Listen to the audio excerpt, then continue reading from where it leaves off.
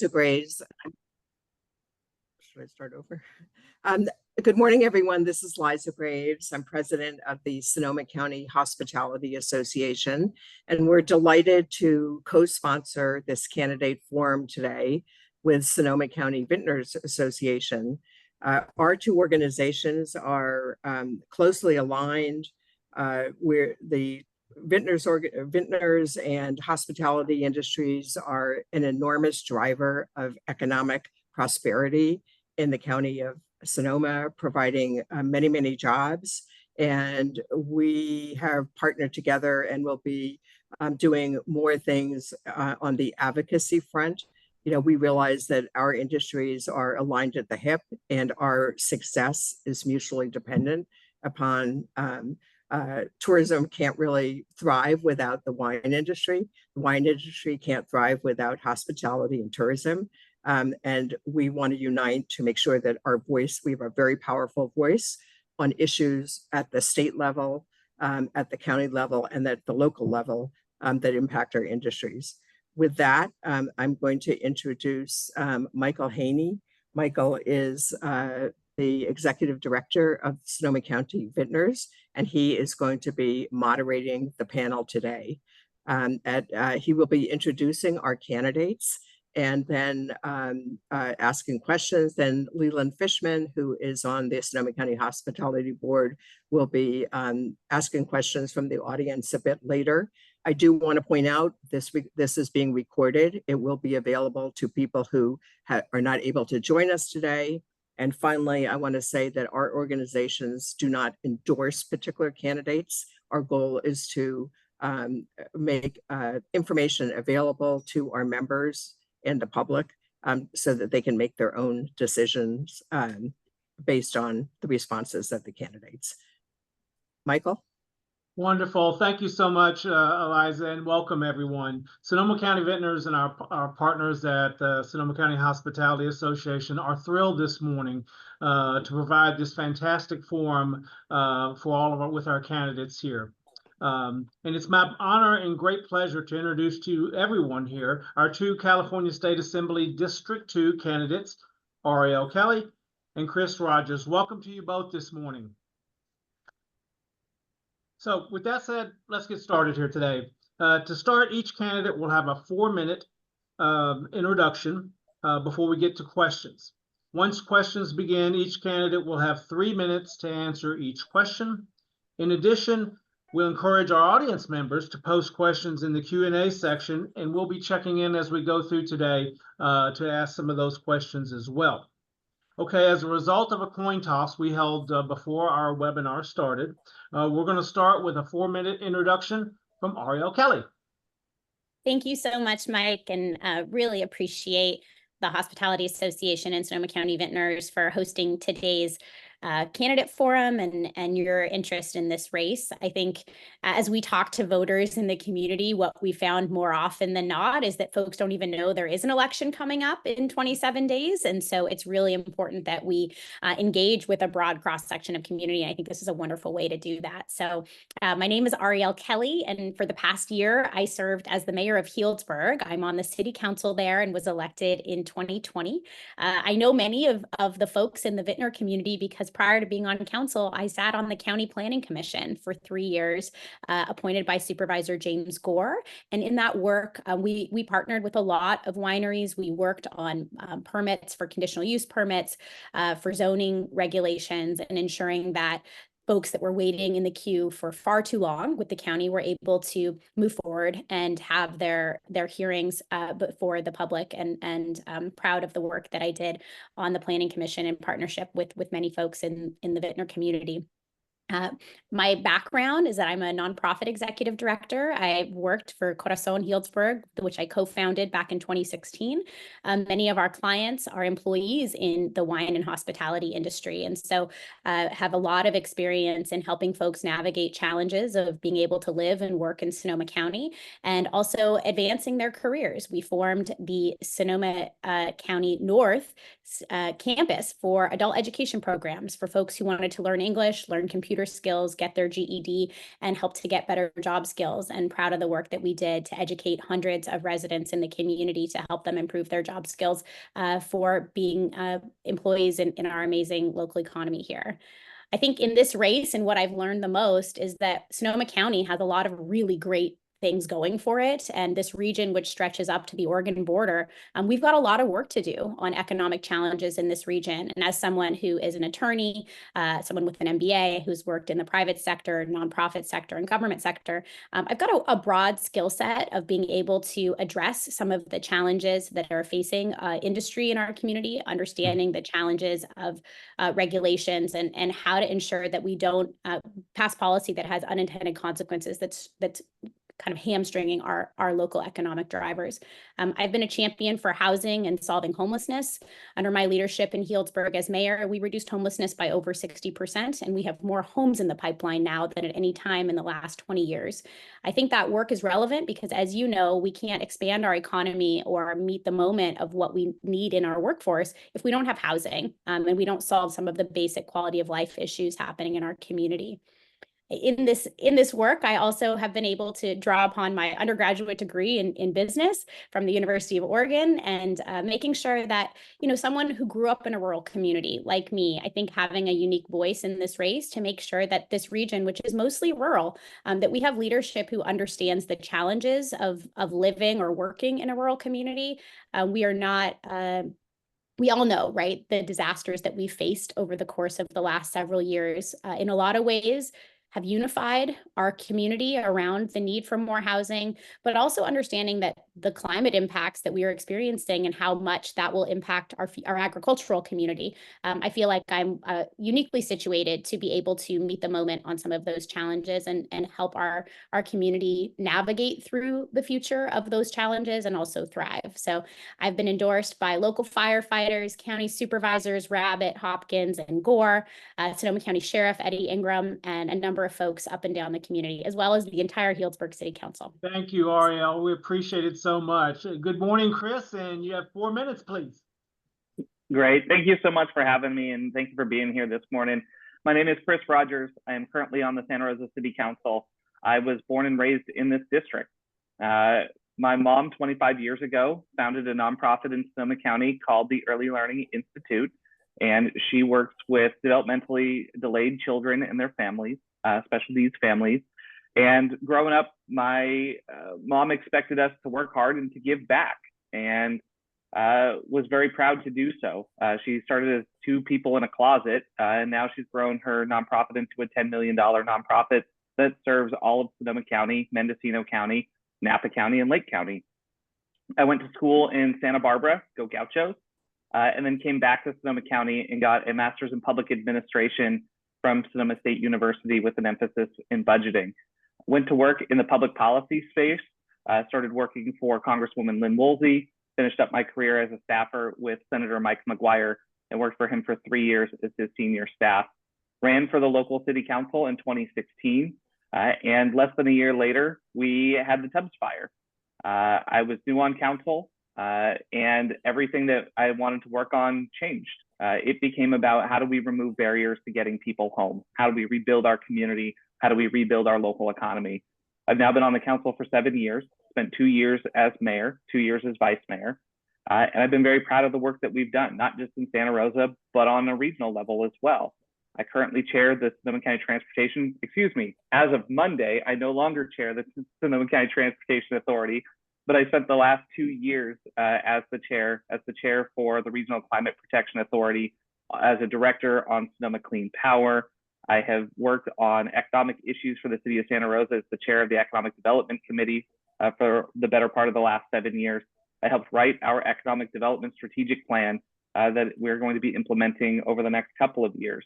And I've always focused on the budget and the fiscal health of my community. That budgeting specialty came in handy, particularly after the fires, as we've been using our budget resources in a way that's allowed us to rebuild, protect our economy, and invest in housing projects while trying to make sure that folks had what they needed to be able to get home. When I first was elected in 2016, I ran because people like me were being priced out of our community. folks who had grown up here and cared about our community, and there was no emphasis on building housing.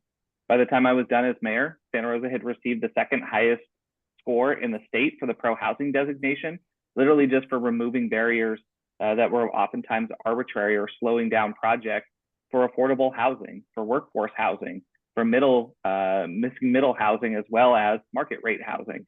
And it was important to me for us to find a way to move those projects forward. Now, if you look around downtown Santa Rosa, have more projects that are being built, not just in the pipeline, but built than any time in my lifetime. And we know that there's going to be significant challenges as the economy continues to slow.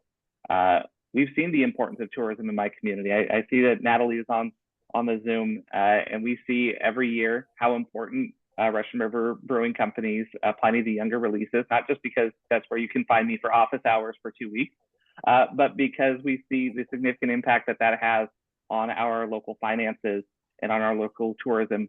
And so we've been able to foster that and work with our local business partners. Very proud to have the support of over 100 local elected officials from Sonoma County, who oftentimes don't agree with one another, because I have a track record of working hard and delivering for the community that I serve. I have very deep roots in Sonoma County, and I care very deeply about it. Congressman Mike Thompson supporting the campaign, Senator Mike McGuire supporting the campaign, and then was just proud this last week to get the support from the Santa Rosa Metro Chamber of Commerce as well. This race is an important one to me. It's very personal. I have lived here my whole life. I care about this community, and I have spent the better part of my working career serving the people here in Sonoma County. And I'd just be proud to have your support as well. Chris, thank you so much. And just a quick reminder to our audience, you are able to ask questions, and you can submit those in our Q&A section as we go through, and we'll check on that in just a bit. So let's go to our first question, and I'll direct it to Ariel, and you'll have 3 minutes to answer. Given your role serving as mayor or a member of your city council for several years, what is your perspective on the role of the hospitality and wine industries in our community? You have 3 minutes. Well, I'll point to something we did on Monday night, which was somewhat historic. The city of Healdsburg actually has a 2% TOT tax that is a transient occupancy tax that we charge to overnight hotel guests. This is something that our voters imposed a number of years ago at the suggestion of our council.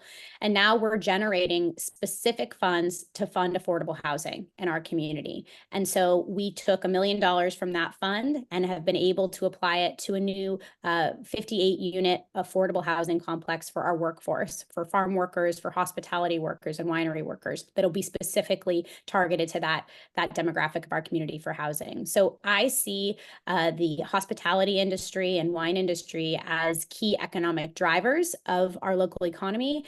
And the fact that we can market ourselves as a destination, I think also allows us to generate the revenue we need to have a successful, thriving city in Healdsburg, to really be able to embrace all of the facets of our community, to make sure that people are celebrated, that we can have community events in the center of our town, but that also it's a clean and safe place to be. And I think that there are a lot of cities up and down this district. For folks who may not know, this district stretches from the north half of Santa Rosa all the way to the Oregon border.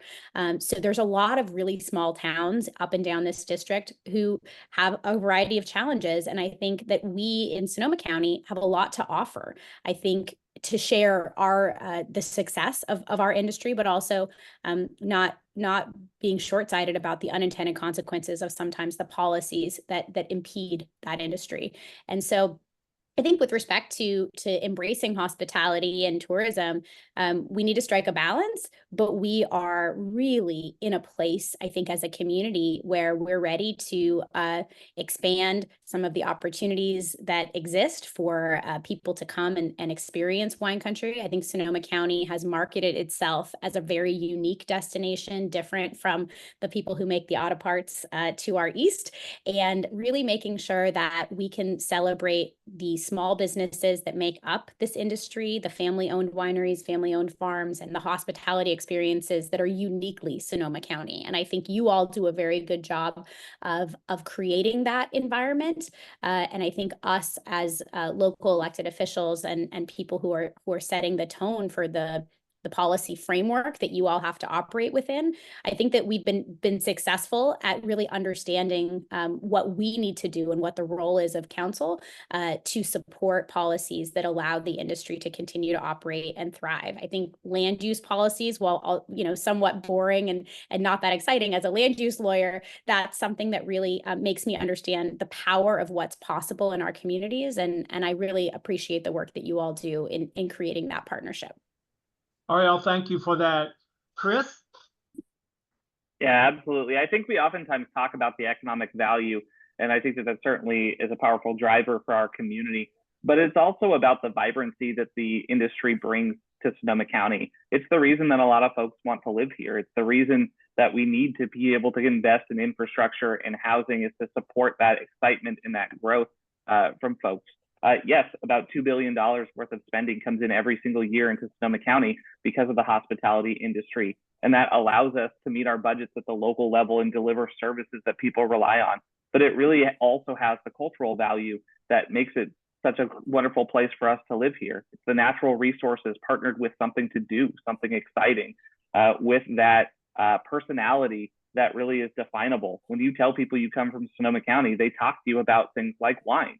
They talk to you about things like beer, because we've been able to develop a hospitality industry that really is focused on not just driving dollars into people's pockets, but really creating that brand that we all can rely on here in the Golden State. I think working really closely with our businesses, particularly in Sonoma County, has been a challenge for them for the last couple of years, whether it's the pandemic and learning how we can help folks to navigate, or whether it was infrastructure, key infrastructure that we needed to be able to advance. And the hospitality industry and the business community have been the tip of the spear in driving public policy in a way that has been more favorable for folks who are struggling to live here.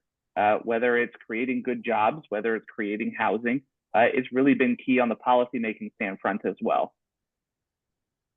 Chris, thank you so much for that. We appreciate it. We're going to go on to our second question. And Chris, we're going to start that with you.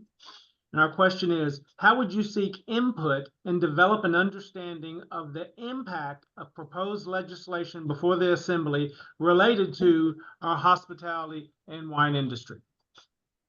Yeah, absolutely. And it's a two-way street. One of the things that I'm very proud of is my time on the city council for that 7 years.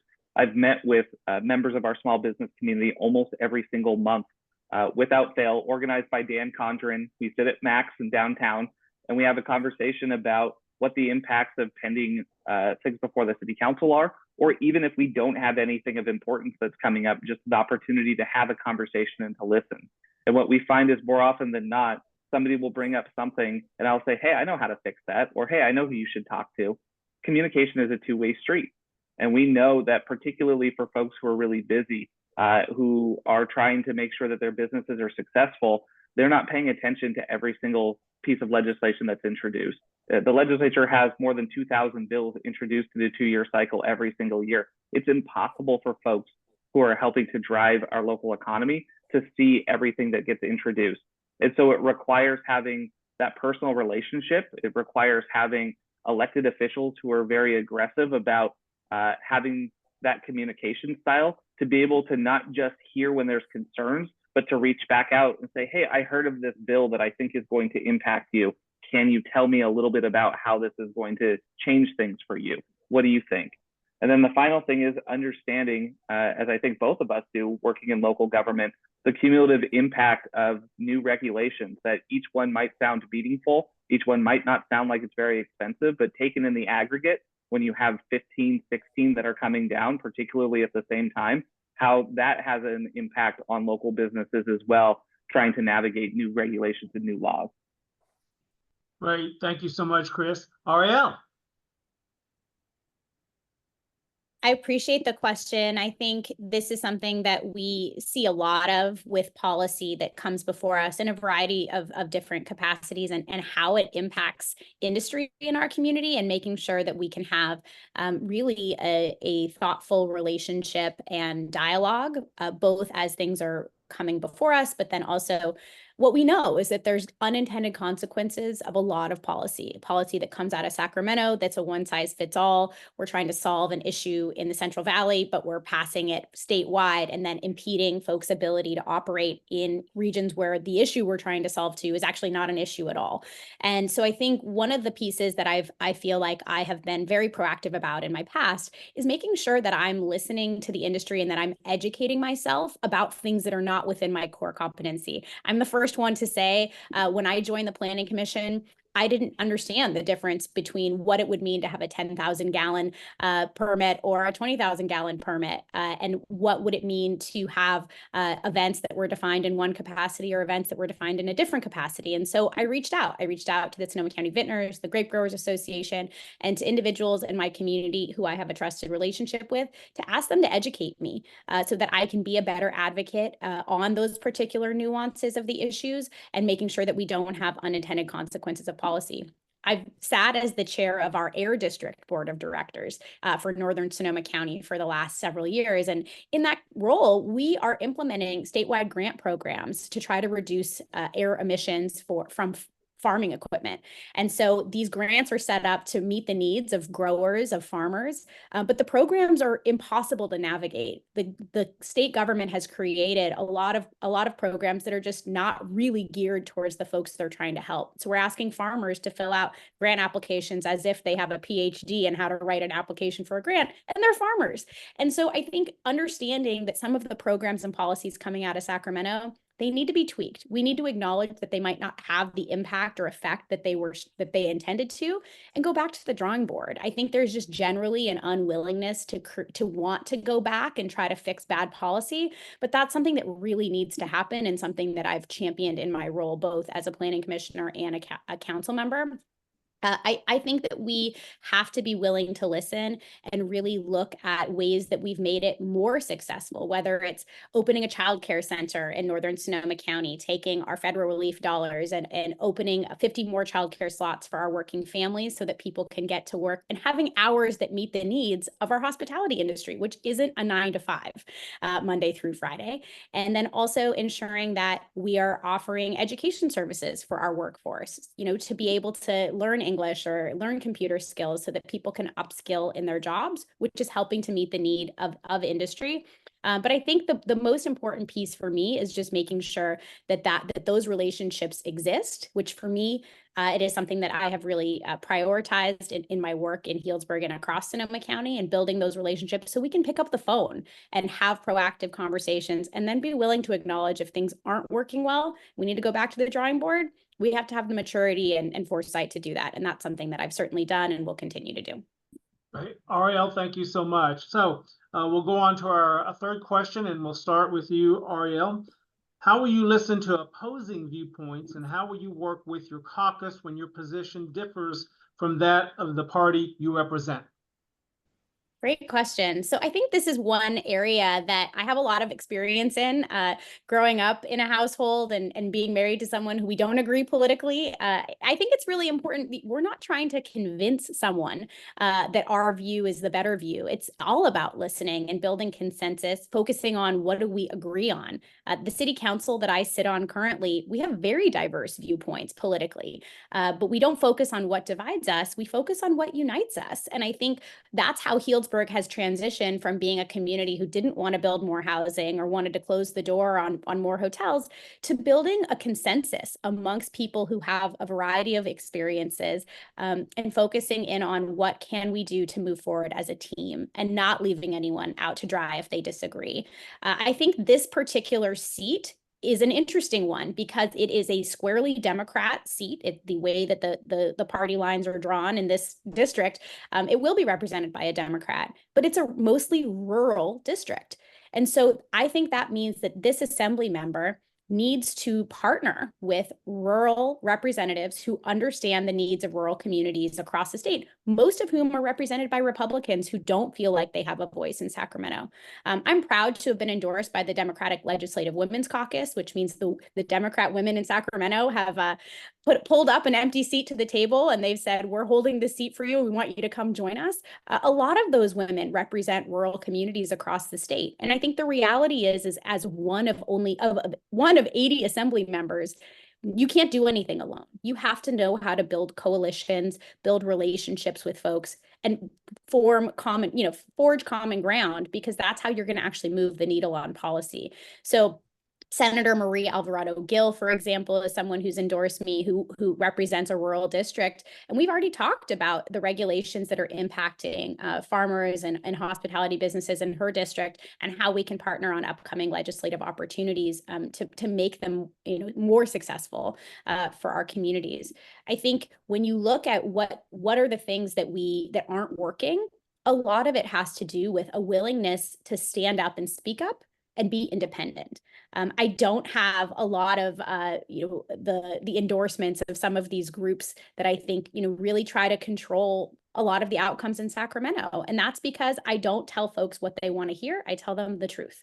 And sometimes that doesn't, meet the moment of what they're expecting from someone. But I think that's what you'll get from me, a very transparent, open-minded individual who wants to serve and deliver for this community. And when it comes time to taking a vote on what is popular or what the party may be asking folks to do in Sacramento, I commit to always having, an open mind and being independent. Of course, there's always going to be competing needs for every piece of legislation. I think there's going to be, reasons why you would want to vote for or against. But I think what's most important is being transparent and open, and always having open communication with leaders in our community to ensure that they know, who is representing them and what their values are. And I think at the end of the day, it's about values and trust, and trusting that, you'll always have those open lines of communication, even when the votes aren't there to get it done. Thank you so much. Chris. Yeah, thanks, Mike. When I got elected in 2016, I said that I felt like we had enough politicians and we needed more statespeople. And I'd been working in Sacramento for over a decade at that point. I had seen which members had been able to be successful moving policy, and they were the ones who were the most honest. And I think that there's this caricature that people think about politicians, that the successful ones are the ones who stab everybody in the back and have flashy moves on the floor and don't tell people what they're going to do. That's just not a reality. So in my time on the city council, I've been really honest with people, even when I'm going to disagree with them or when I'm not with them on a vote. I tell them why I'm voting the way that I am, and I'm open to being wrong. I oftentimes tell people, if you can change my mind on this or that, you'll change my mind on the vote. And even if I'm going to disagree with you ultimately, I'm always more than happy to ask questions from the dais that somebody would like to have asked, so that way me and my colleagues have to consider a different viewpoint and actually discuss it. I think that it's really important for all of those voices to be heard and represented. And I mentioned at the outset some of the endorsements that I have, particularly if you can find 100 local elected officials who agree on anything, you're a better person than I am. But I have that support because I've worked hard, I've treated people fairly, I've given everybody a fair shake, and I'm honest with people. And we've delivered for the community.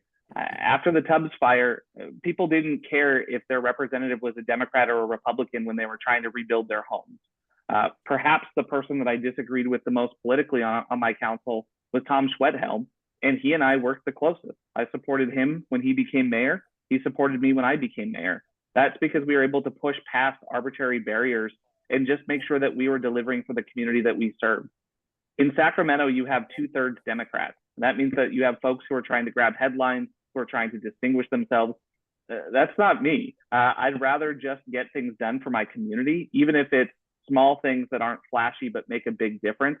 I'm not going to try to ban football or any of these other bills that we see that are ridiculous that people are trying to grab headlines with. I care about economic development. I care about transportation. I care about climate. I care about industry. And being able to take the votes that allow things that are good policy to advance, or take the votes that kill some of the fluff, I'm more than happy to do. I've been doing it my whole career. Chris, thank you so much. We're going to take a moment here and check in with Leland and maybe take a couple of questions from our audience. And Chris, we'll start with you on that first question. Leland? Well, good morning. We currently have 3 audience questions, and I'm going to blend 2 of them together, and then we'll ask the third one separately. We've recently had headlines. 2 major employers in Sonoma County are leaving. La Tortilla Factory is picking up steaks, moving to Kansas. Camelback is closing their Petaluma location. Both are citing the high cost of land, construction, high cost of housing, and the high cost and lack of labor. So the question is, how might you use your experience in Sacramento to address these issues? And what are your priorities once you get there? Yeah, I really appreciate the question, Leland, and it's a really good one. We are seeing particularly the cascading impact of multiple problems, and one-size-fits-all approaches aren't going to work. And we also have to understand that public policies that we make aren't going to be developed in a vacuum, that each one is going to interact with one another.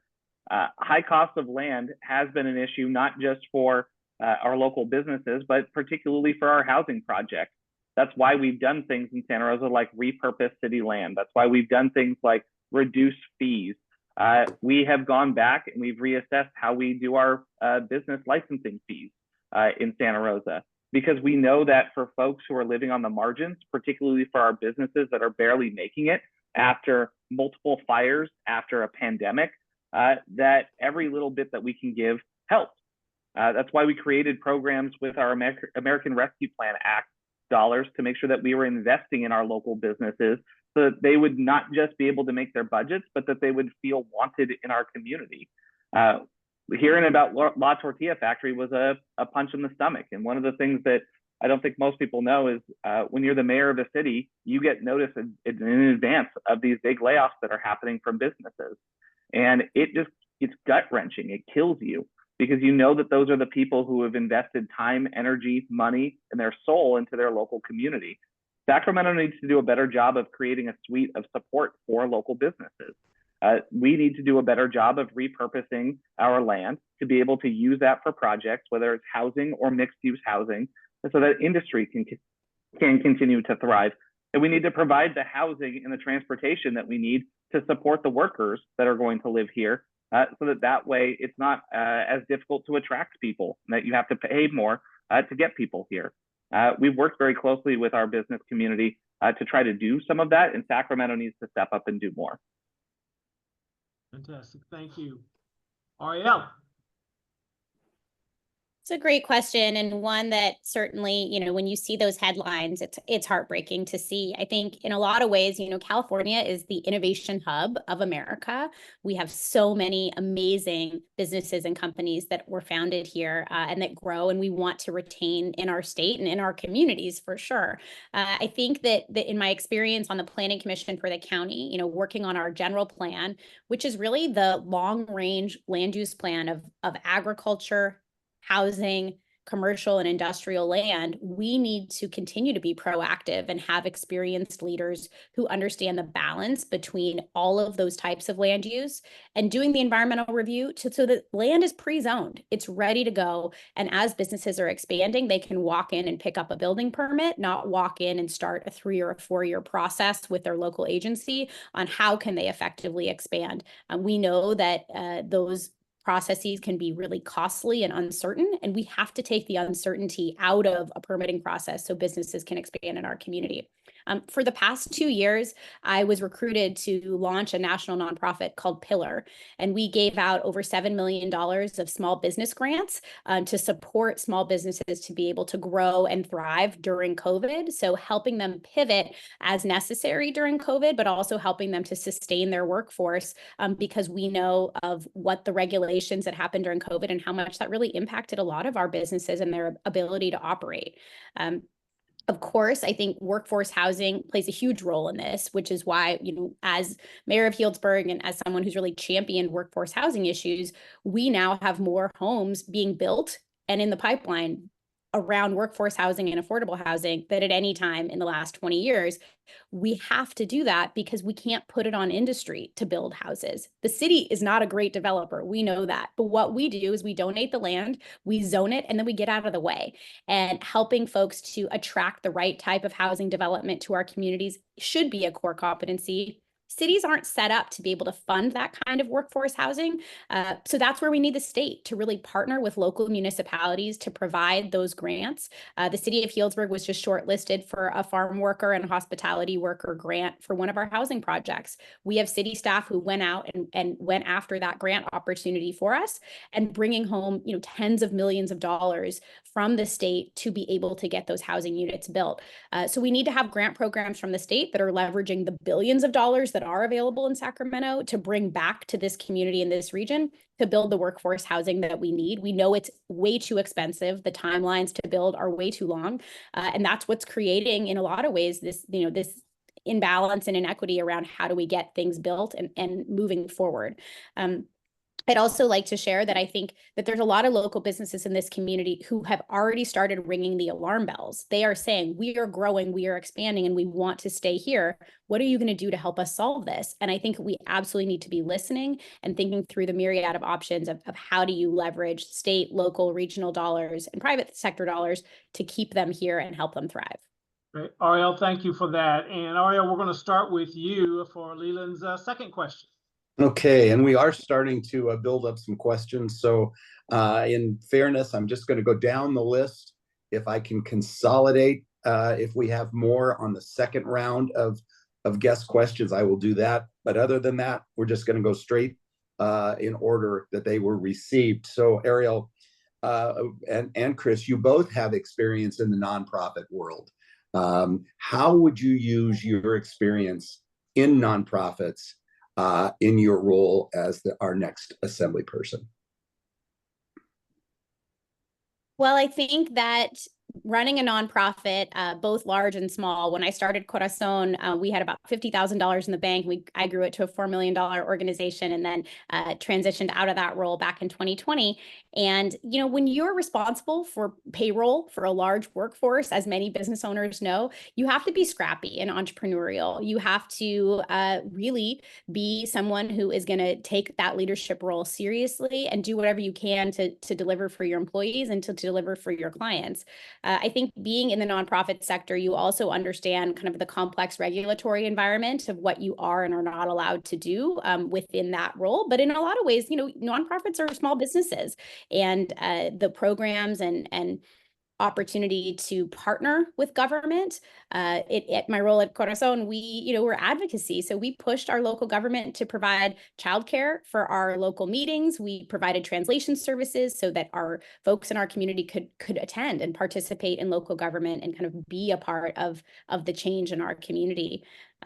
I think also in working with Pillar, where we provided grants to nonprofits, we were able to go after an IRS tax designation that was unheard of before COVID, where you could take philanthropic dollars and allocate them to for-profit small businesses. So I think also being innovative in the nonprofit sector is important, because we know with these crises that we continue to have, it's not just about, helping individuals stay afloat, which, we have done in my work. We partnered with Sonoma County Vintners and others to give aid to individuals who had lost their jobs, whether they were winery workers who were laid off during the shutdowns during COVID, or folks who were losing their housing because they had lost, their income, making sure that we're helping individuals. But I think helping businesses as a region from a holistic approach is really important too. And I think that's the skill set I bring to this role as someone who's worked in both the private sector and nonprofit sector and also local government.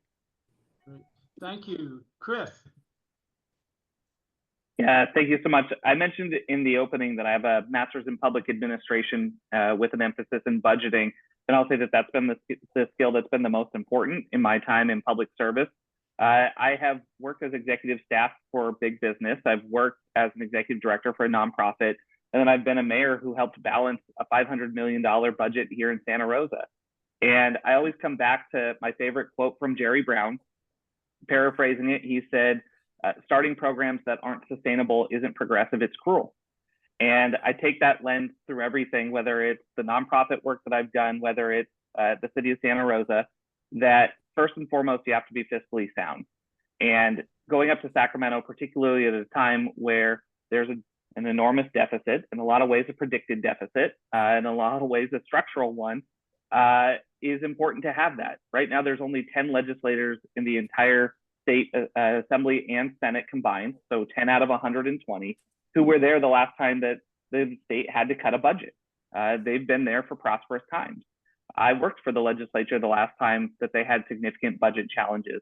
I remember watching members have to take difficult decisions on the floor, cutting social programs that they cared about and sobbing because they knew the real impact that it was going to have on people. I've kept that frame as I've been a council member. We have created a fiscal stability fund. We created a pension stabilization fund. We created a fund that is for infrastructure and equipment for our firefighters. And we made sure that whenever we had turned back at the end of the year, which was dollars that weren't spent from our initial budget, that we had a new policy where it was required to go into these buckets that were core city services before they could be spent on anything else. We made sure that we helped small businesses because we knew that that was an investment in our future. And that's the way that I know that many small businesses, and the way that I looked at my nonprofit, was diversification, where you can take a risk because you are stable and you have that opportunity to try to grow. And you know that if you are going to fail or if it doesn't work, that you at least have support from folks to be able to lift you up. I think that that's a skill set that's really important in Sacramento. Chris, thank you so much. And for our next question, Chris, we're going to start with you. The need for rapid development of housing is critical to the sustainability of the winery and hospitality industries. What is the state's role in responding to and solving this crisis? And what is your perspective on the Bay Area Housing for All bond measure? Yeah, so I'll start with the bond measure. I have supported it. I think that those resources are really important for our local governments to be able to implement. As a council member, I've always fought really hard to balance the needs of our natural beauty and a lot of the reasons people love living in Sonoma County with our needs for housing, and in particular for workforce housing. I led the effort for us to invest in housing projects in our downtown, to repurpose unused city land like the White House lot that's been sitting there. I think staff were holding on to it for a new city hall, and we said, no, the need is more urgent for us to do housing. We created the Renewal Enterprise District, a collaboration between the city and the county to move projects forward. And we are in the process of developing the first enhanced infrastructure finance district in Santa Rosa, which would allow us to invest in the infrastructure to support that housing as well. As I mentioned at the outset, by the time I was done as mayor, we had the second highest score in the state for the pro-housing designation. We slashed fees. We deferred some of the payments until occupancy. We did pre-leasing of projects with businesses so that they could attract workers while the developer could remove some of the risks that they had because they knew that they were going to be able to occupy the building. Sacramento needs to continue to incentivize local communities to do this, do their planning process up front. And then the other one, and we don't talk about it enough, legislators, the CPUC and the legislature needs to hold PG&E more accountable for their infrastructure to be able to turn on projects. We have an SB 35 project that is right next to Safeway on West College, a couple hundred affordable housing units that could be for folks who are working in the hospitality industry, that sat vacant for a month after it was ready to be occupied because PG&E just literally couldn't turn on the power. So you have a developer that has shouldered millions of dollars of risk to get this project built, and then they are sitting there losing money every single day because the infrastructure was not in place for them to be able to occupy it. We need Sacramento to continue to push folks to have projects ready, to have the infrastructure ready, and to give tools to local government so that they can build the housing and the stick to make sure that they do. Chris, thank you. Ariel. Housing is definitely one of the conversations that we have in every single part of this district. In all of the forums, we are talking and hearing from local communities about how important workforce housing is, not just for the industries that you all represent, but also for our healthcare workers, for people. So if you're living here, you need to see a doctor, you need to go to the hospital, there have to be workers who can live here and provide those essential roles. Teachers too, firefighters, you name it. And so this is a huge issue that we have to tackle, like the crisis it really is. We know that places like Sonoma County move slowly, but when are met with a crisis, like what happened after the Tubbs fire, and I was appointed to the Planning Commission, Permit Sonoma moved mountains to help people get permits streamlined and people being able to go back and rebuild. So we know that it is possible when there's urgency. And I think that the role of the state and what they're doing now, Healdsburg went from being quite a not in my backyard city when it came to housing, to now receiving our pro-housing designation just last week. And I think being one of only 37 cities across the state that has that pro-housing designation, there's also a designated pot of funds that's only available for those cities, and there's a deadline on it. And I want to applaud the state for what they're doing in this, because they're really asking cities to step up and build that urgency to go out and apply for those dollars and bring them home. To help get housing built in communities. The role of local government, and I think the interplay between local or county and the state, is really around how do we ensure we have that correct mix of the types of housing we need. We know we need senior housing too. We know we need homeless services. But the biggest impediment is the cost. We know that it costs over $700,000 per unit to just build affordable housing units. And really part of that cost is the time it takes, the carrying cost of a developer to go from starting their permitting process to having occupancy. And so we need to shorten that time frame. We need to create more certainty, and we need to reduce the cost. And I think that's the incentives that the state can push for from local governments. That's what we're seeing happen now. And as someone who's been very successful in building that coalition and taking a council to becoming a pro-housing city, that's something that I want to do across this entire region. Frankly, we've got 9 cities in Sonoma County, and they all need to build their fair share of housing in the right places. Great, Ariel, thank you. Ariel, we'll start with you on our next question. What legislation will you consider or support that will support our wine and hospitality communities as an economic driver in the district? Well, I think what's happening right now with water policy is definitely front and center. There are a lot of conversations happening with the Potter Valley decommissioning and what that will mean for the agriculture community. Also with the Department of Water Resources and what's now happening with wineries and their ability to discharge their effluent. We want to ensure that there are unintended consequences are being mitigated. I've talked with a number of winery owners who have said, this is death by 1,000 cuts. And this is not something that is for the faint of heart. It's no longer sustainable. And at the end of the day, the policies that are coming out of Sacramento as it relates to our wineries, they're making it nearly impossible for our local small businesses to comply. And so what that is creating is a number of large institutions who are ultimately going to own all of the wineries across our region, which is not what we want. We want to be able to, not just have it be who has the biggest legal department that can navigate through this regulatory framework. We want to be able to support our small businesses and help them navigate the challenges we're facing. I think partnering with our state water quality control board and having a regionalized approach as opposed to a one-size-fits-all policy approach, we need to go back to that. Because what is happening in the Central Valley, as I said before, if there's a problem there, we shouldn't be imposing that problem and consequences on our local operators here if we don't have that same problem.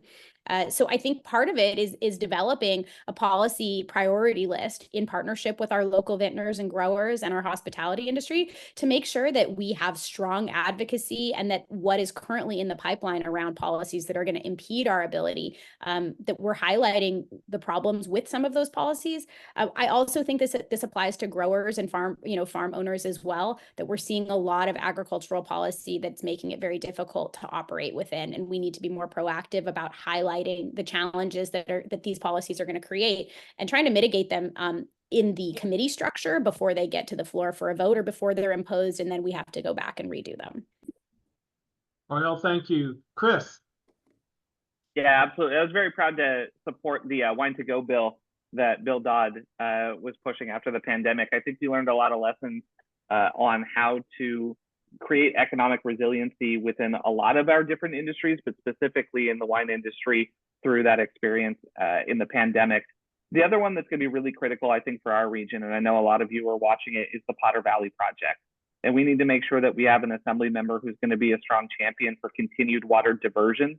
It's going to be really critical for Mendocino and Northern Sonoma County agriculture, but particularly for the vintners. The other thing that I think is really important is treating our vineyard as part of our essential structures for wildfire management for our defensible space.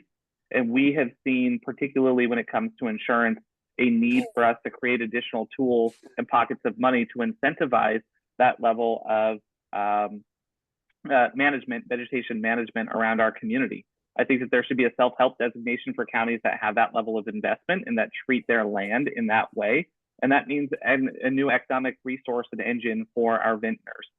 The wine industry itself has been very successful in terms of managing an appellation and making sure that we have that economic development. And if you go anywhere in the world and you say that you're from Sonoma County, they know our wines. And the legislature needs to continue to invest in our marketing and our PR to continue that as other regions try to prop up their locations as well. Chris, thank you so much. And Chris, we're going to start with you here on our next question. And what is the role of the state legislature in solving the insurance challenge that the district has experienced, especially since after the recent wildfires? I like that, Mike. I don't know if that was intentional, but I'm happy to jump in on it. I actually think that the insurance crisis that's going on right now is quietly the most important issue that Sacramento needs to tackle today. Whether it's Ariel or I that gets to Sacramento next year, I'm hoping that they've taken meaningful changes before we get there, because it's that big of an issue. It's that important right now. After the Tubbs fire in 2017, we went down to San Diego Gas and Electric to tour and see what they did to prevent wildfires.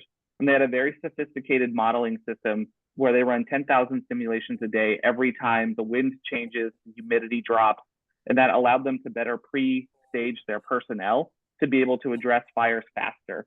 It was mapped against a really sophisticated topography so that they could understand fire movement and understand risk better. We came back, and that technology needs to be applied to insurance.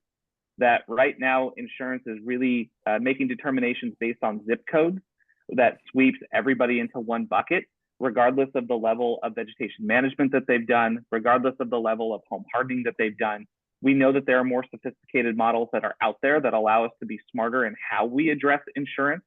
And we need to make sure that we are pushing the insurance industry to use that rather than using a one-size-fits-all approach on their insurance rates. And we're seeing far too many people who are not just getting increases that are getting dropped.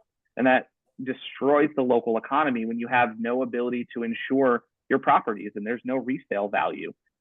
We need to look at the insurance commissioner's proposals very seriously, including he has one requiring insurers who do auto insurance, which makes money in the state, to also shoulder the risk and have homeowners insurance.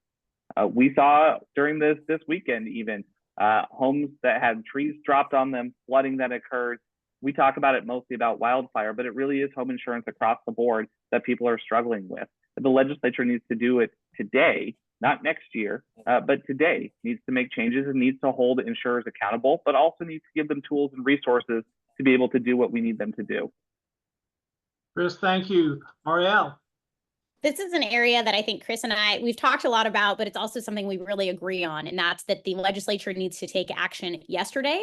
And we are hopeful that this current session, before either of us get there, is where we want to see them, move forward on policy that is going to move the needle on the unintended consequences we're experiencing now in our communities. I'm sad and happy to say that this is an issue impacting every community across California. I was at an event in Los Angeles a year ago, and this was a huge topic of people in LA, and it's also a huge topic of people in rural communities up and down this district.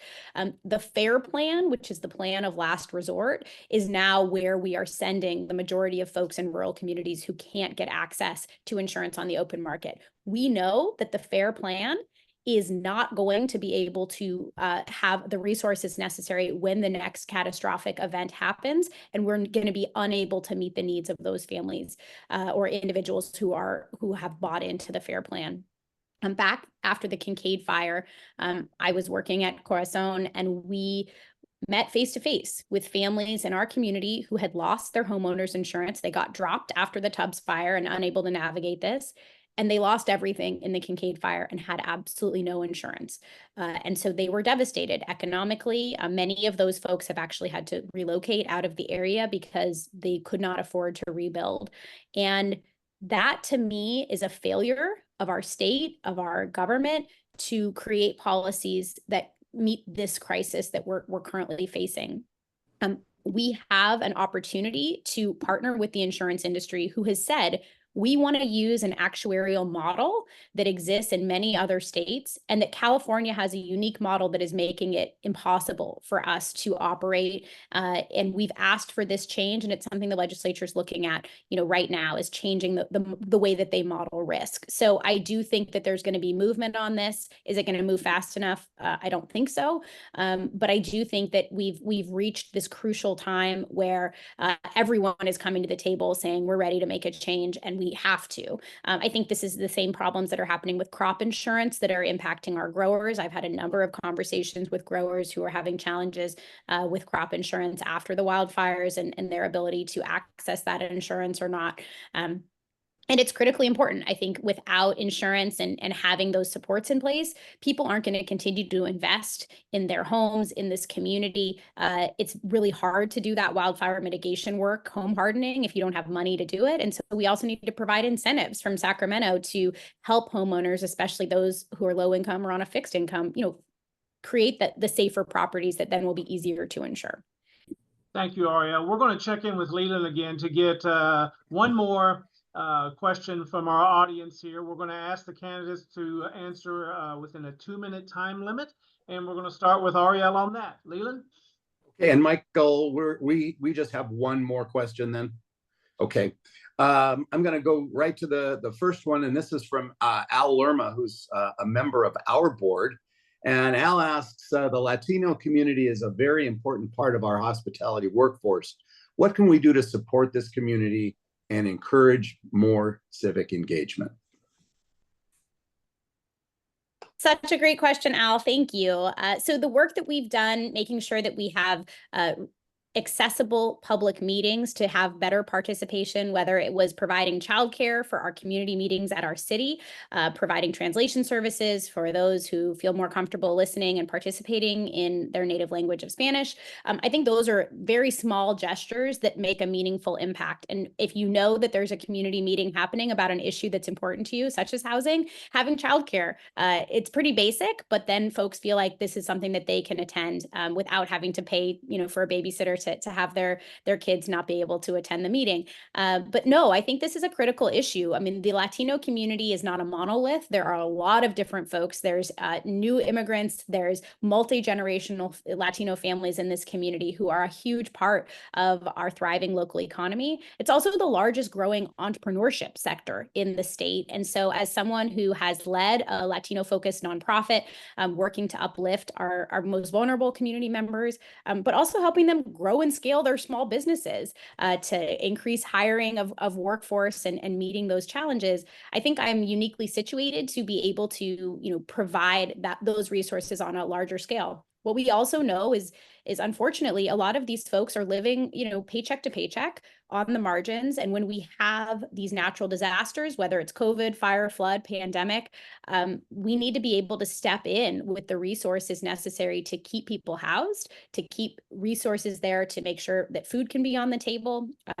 During a lot of those disasters, I partnered with the industry, Vintners, the Redwood Empire Food Bank, making sure that we could bring more resources to the community who needed it most. And in our times of crisis, we opened the Free Store, distributed over $1 million of donated goods to people in need in our community, and continue to do that work every single day because it's necessary. And we also need to have thriving local public schools, which is also something that our state needs to step up and do more around. Thank you, Ariel. Chris? Yeah, I really appreciate the question, Al. And I'm going to tell you, there's sort of an uncomfortable truth that comes with campaigning where most candidates don't have the resources to reach out to every single person that they want to represent. And so they target it based on who shows up to vote. And oftentimes that means that Latino communities, particularly those who don't vote at the highest rate, don't have the same level of engagement around politics year after year after year. In 2014, I led Next Gen Vote. It was an effort to reach out specifically to the Latino community, particularly younger Latinos in the community, to hear what issues would get them better engaged in local politics to make sure that they had a seat at the table.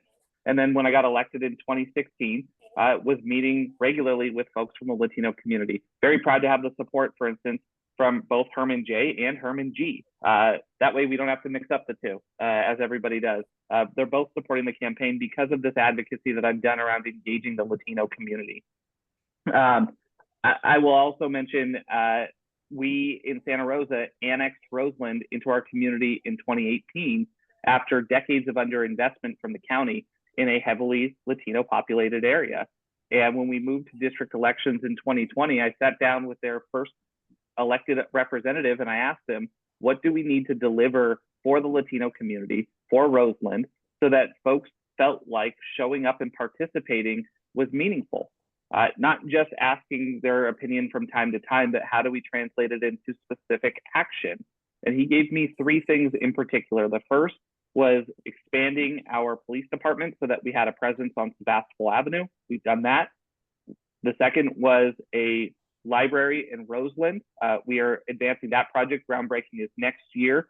We've got the library, a fire station, and a community center that's all coming in that we've led efforts on. And then the third was deliver core infrastructure projects.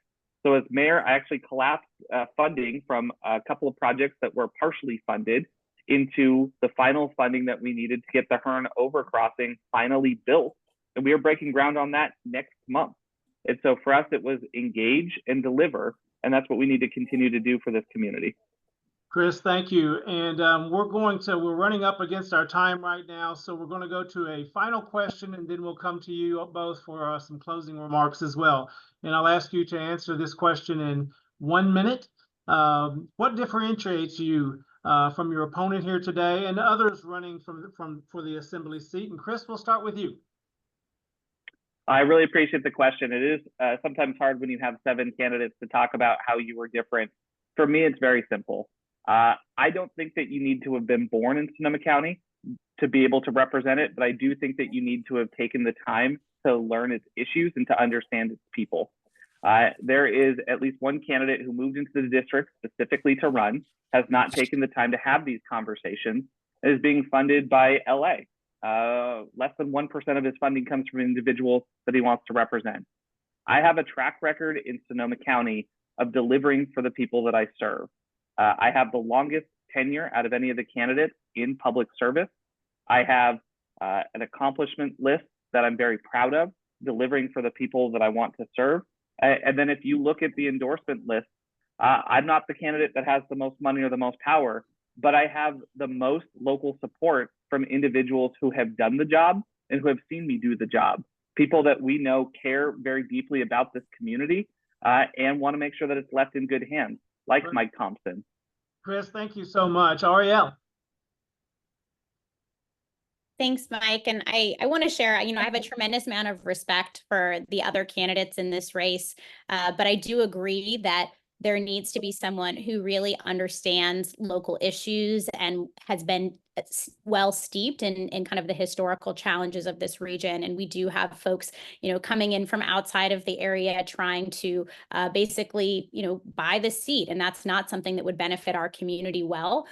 So I do want to raise that. I think that I'm not a career politician. I kind of found myself being really effective in local government, but really my lived experience and professional experience has mostly been as an attorney, as someone with a business background, with a concentration in finance for my MBA, and really ensuring that we can have thriving local economy, building nonprofits from the ground up, and leading community efforts, I think are critically important. I both understand how to write policy, how to be effective, but also how to implement it, how to operationalize it, how to lead a team, and how to acknowledge when you have unintended consequences of policy. You got to go back to the drawing board and you got to have transparency and a willingness to say, this didn't work, and let's do that differently. Let's rewrite that policy. And I think that's the approach I bring. I'm a consensus builder. I like not agreeing with folks. I like bringing people together to build better ideas. When you have someone who is able to have, a consensus